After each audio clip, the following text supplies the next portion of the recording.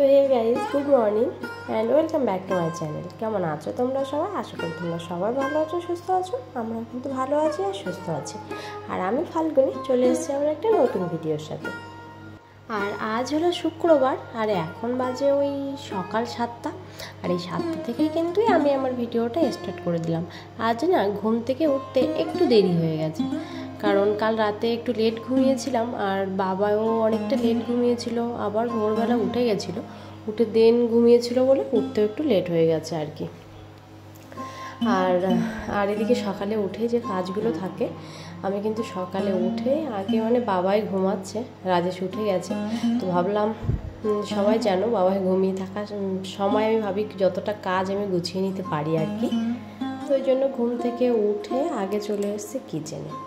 আর কিচেনে এসে কিচেনটা একটু সাফ করে নিয়ে, আর কালকে রাতে না কিছু বাসন আমি আর ধুয়ে রাখিনি, কারণ শরীরটা ভালো লাগছিল না। মাঝে মাঝে জানো একটু ভালো লাগে না, যেই জন্য শরীরটা অতটা ভালো লাগছিল না বলে রাতে আর ধুয়ে রাখা হয়নি। ওই জন্য এখন ধুয়ে নিলাম, আর ধুয়ে ক্যানের জলটাও ঢেলে নিয়েছি। ঢেলে নিয়ে এবার কিছু বোতলে জল ভরে ফ্রিজে রেখে দেব। আর আজ প্রথমেই বলি, আজকে কিন্তু ভিডিওতে হয়তো একটুখানি আওয়াজ সাইডের থেকে পাবে, বিকজ বাবাই ঘুমিয়ে গেছে, যে এই জন্য আমি আর কুলারটা বন্ধ করতে পারবো না। বন্ধ করলে বাবাই উঠে যাবে। আর এডিট একটু আগেই করেছি যে আজকে ভিডিওটা পাবলিশ করব, ওই জন্য। কিন্তু বাবাই ঘুমিয়ে গেছে, ওই জন্য আমি এখন কিচেনে এসে ভয়েস ওভারটা দিচ্ছি, যে তবুও সাইড থেকে একটু কুলারের হালকা হালকা শব্দ কিন্তু আসছে, যে তোমরা একটু ম্যানেজ করে নিও আজকের মতো। আর কি বলবো, বাবাই সকালবেলা ঘুমিয়ে থাকলে এই একটুখানি যে সময়টুকু আমি হাতে পাই, কখনো আধা ঘন্টা পাই, কখনো 10-15 মিনিটের মধ্যেই উঠে যায়। তো সেই টাইমটুকু আমার যে কাজগুলো এত সুন্দর করে গুছিয়ে নিই আর তাড়াতাড়ি করে নিই সব কিছু। আর এদিকে দেখো আমি কিন্তু এখনও ব্রাশ করিনি, এদিকে ব্রাশে কলগেটটা লাগিয়ে রেখে দিয়ে ওদিকে আবার কুলারের জন্য জল ভরতে দিয়েছিলাম, কারণ কুলারের জলটাও অল্প হয়ে গেছে, যে বাবা ঘুম থেকে উঠে যাবে কুলারটা বন্ধ করে দিলেই। এই জন্য আবার একটু কুলারে জলটাও ভরে নিচ্ছে, দুটো কাজ একসাথে হয়ে যাচ্ছে। আর এদিকে আমার ব্রাশটাও কমপ্লিট হয়ে গেল। আর এদিকে রাজেশ গেছে স্নানে, যে ও স্নান থেকে চলে আসবে, এই জন্য আমি চাটা বসিয়ে দিতে গেলাম। তো চা বসিয়ে দিতে গিয়ে দেখি দুধ একটুও কম আছে একটু, কারণ দুধ যদি 2 কাপ চা বানানো হয় তাহলে বাবাইয়ের জন্য আর থাকবেই না। ওই জন্য দেখো আমি ছোট কাপ নিয়ে নিলাম, আর ছোট কাপে কিন্তু বেশ আমার ভালোভাবেই হয়ে গেছে। তো আমাদের মতো হাউস ওয়াইফরা কিন্তু আমরা এটাই করি বলো তো, যেটা কম আছে কম দিয়েও কিভাবে করা যায়, আমরা কিন্তু সবাই সেই চেষ্টাটাই করি আর কি। আর তারপরে এদিকে বসিয়ে দিলাম চা, আর বাবাইয়ের জন্য কিছুটা রেখে দিলাম চা। আর ওরও না কি বলো তো, দুধের ভিতরে যদি একটুখানি চা দেওয়া যায় না, জাস্ট দুধের কালারটা চেঞ্জ হয়ে যাবে, তাহলে ও বেশ ভালো খায়।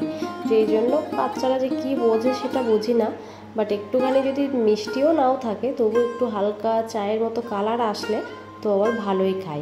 আর ওদিকে চাটা বানিয়ে দুজনে মিলে বসে একটু চা খেয়ে নিলাম। চা খেয়ে আবার চলে এসেছি এদিকে আমার সামনের যে উঠোনটা রয়েছে, উঠোন না একটুখানি সামনের যে এটার বারান্দাটা রয়েছে, ওটাও একটু ধুয়ে দিলাম, কারণ বাবাই উঠে ওখানেই ফার্স্ট খেলা করবে। আর ওখানে রাতে অনেক কুকুরও বসে থাকে, ওখানে শুয়ে থাকে, যে এই জন্য ভাবলাম আগে ওটা ধুয়ে দিই।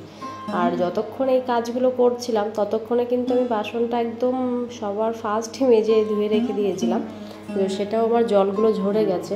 তো ভাবলাম তাহলে এগুলোও তুলে নিতে পারবো।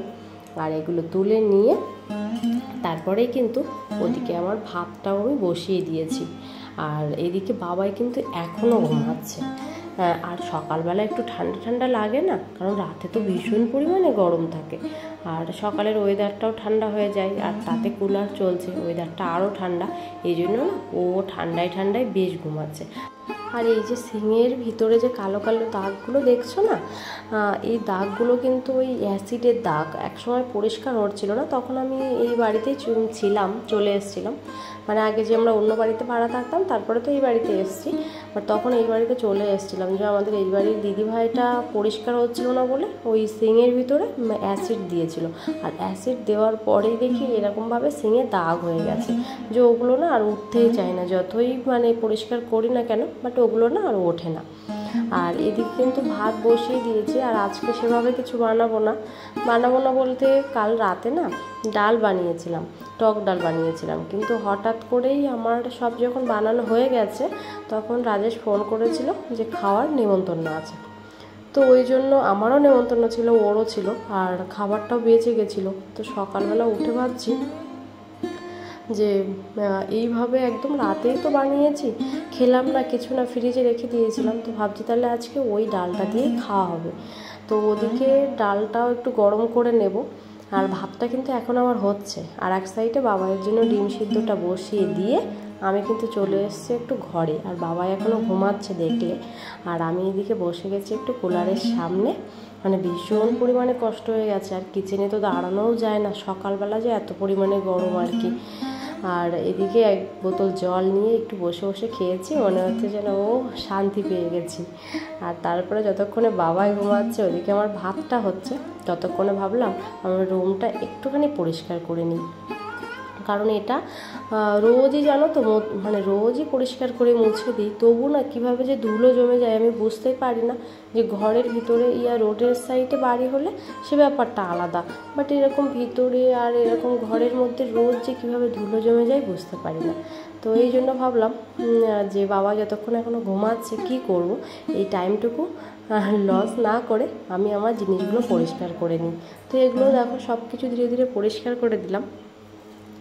আর তারপরে এই দেখো উপরে যে পান পাতাটা দেখছো না, এটা না ভালো করে গুছিয়ে রেখেছিলাম। আর এটা আমি নিয়েছিলাম অনলাইন থেকে।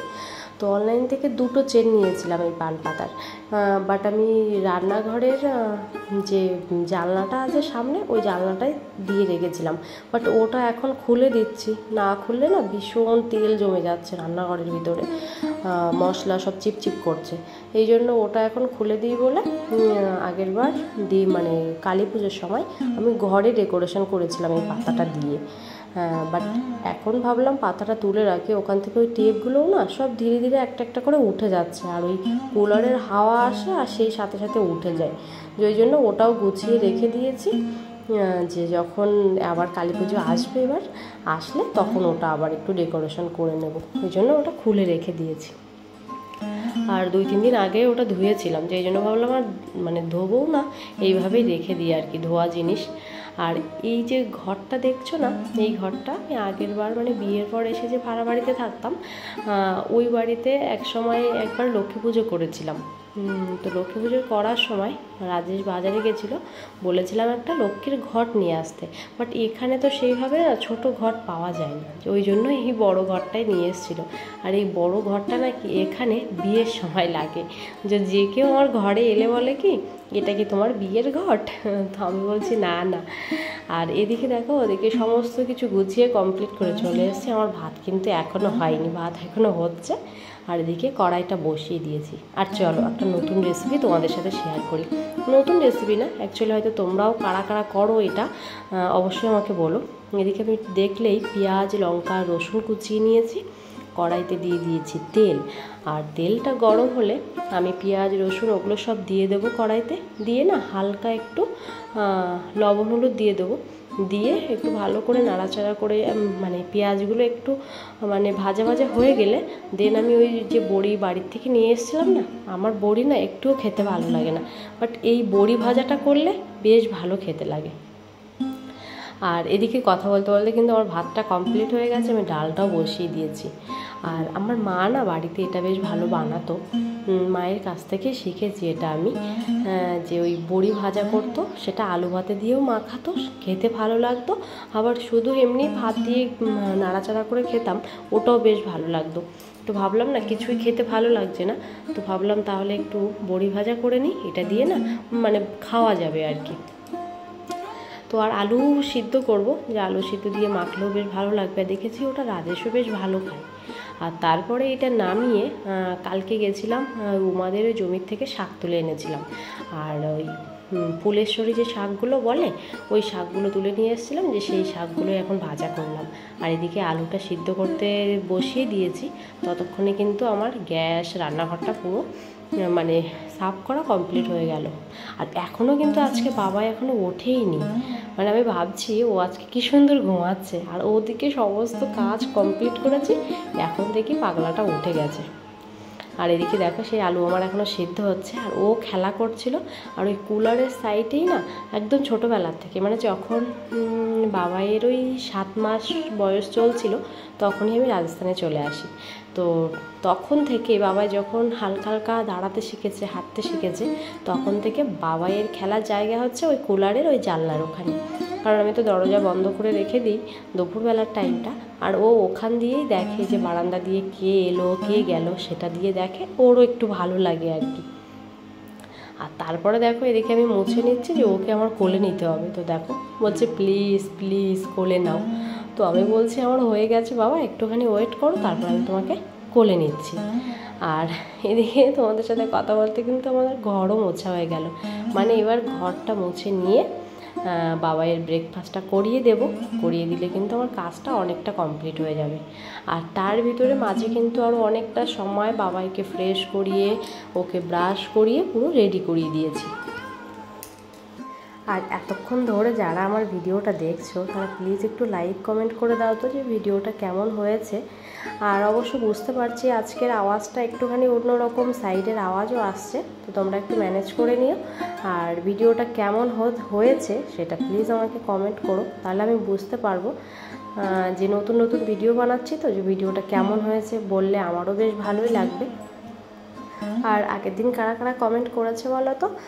কমেন্ট করেছে তৃষ্ণা দিই করেছে, তানিঝুমি দিই করেছে, মমতা দিই, আর করেছে নতুন একটা দিদিভাই অঙ্কিতা ওয়াল দিদিভাই। ওই দিদিভাই নতুন কমেন্ট করেছে। তো এই নতুন নতুন দিদিভাইয়ের কাছে আমার ভিডিওগুলো যে পৌঁছাচ্ছে সবার কাছে, এটাই আমার ভীষণ ভালো লাগছে।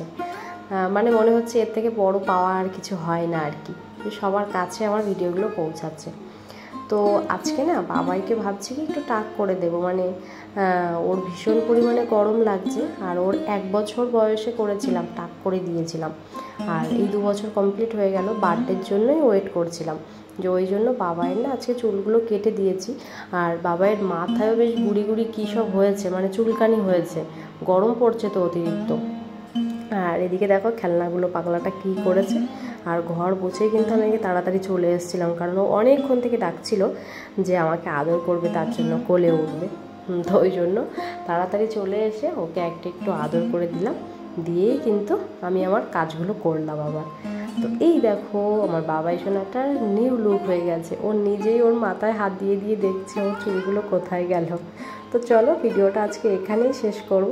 আর এদিকে বিকালে উঠে বাবাই সবার সাথে খেলা করছিল। সবাই ভালো থেকো, সুস্থ থেকো, আবার একটা নতুন ভিডিওর সঙ্গে দেখা হচ্ছে। ততক্ষণ তোমরা সবাই ভালো থেকো, টাটা আজকের মতো।